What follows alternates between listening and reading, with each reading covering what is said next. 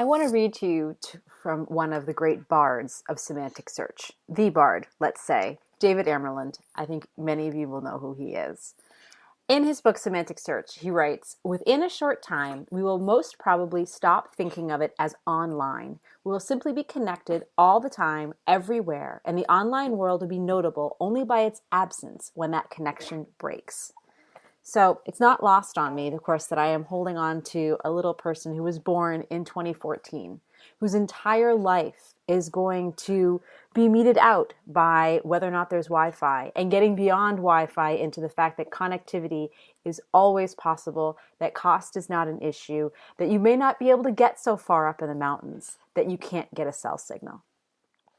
So I bring this up only because right now, that division between online and offline is especially important for me and for my business, Online Empowerment, because we're doing a lot of reimagining, my business partner, Karina Rake, and I, about what online empowerment really is going to mean for us, for our families as the business that we run, but also in terms of the philosophy behind it, what its greater mission is. When we stand on that mountaintop, what are we shouting out into the sky? What are we shouting down to the people below us who we want to see standing beside us at the top of that mountain? And so it has to be part of the conversation that we need to be aware that before too long, the online part of our business name may in some ways be obsolete. How are we very purposefully looking back to say, we understand that we included online in our business name, but it may not always be that interesting of a term. It's going to kind of be a throwback.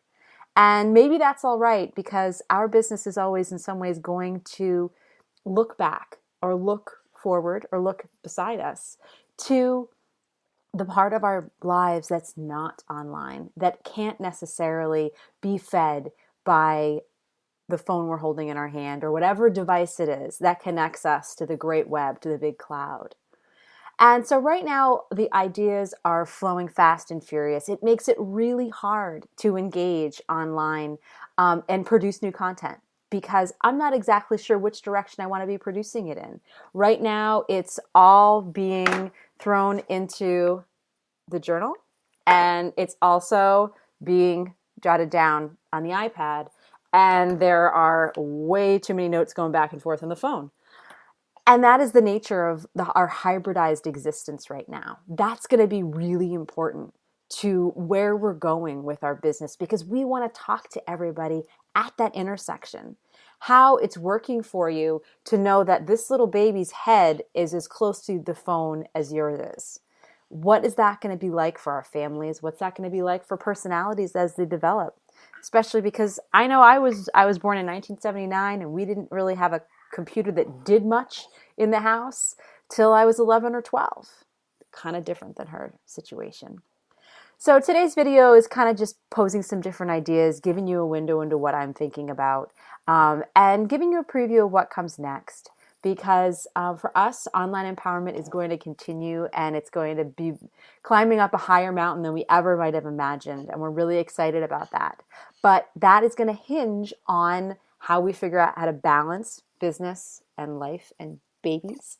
And it's going to be how we decide to balance what we write down in the leather-bound books and what we hurt our thumbs to continue to enter as we have to perform and connect with people all over the world.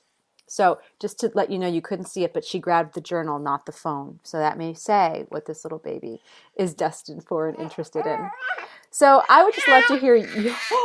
Oh, her thoughts are, I don't know. What do you think? Tell me what you think she's thinking. Tell me what you think the next generation is thinking about technology that they're growing up with and how they might be using it, and how it's affecting your life right now. What's going in your journal? What are you using your thumbs to type? What does it mean to be online empowered? We're developing that. But right now, what does it mean to you to live on online and an offline existence? Where do those intersect? That's a lot of questions, but as Jeffrey Davis would say, we have to live the questions. Please see us over at onlineempowermentformula.com.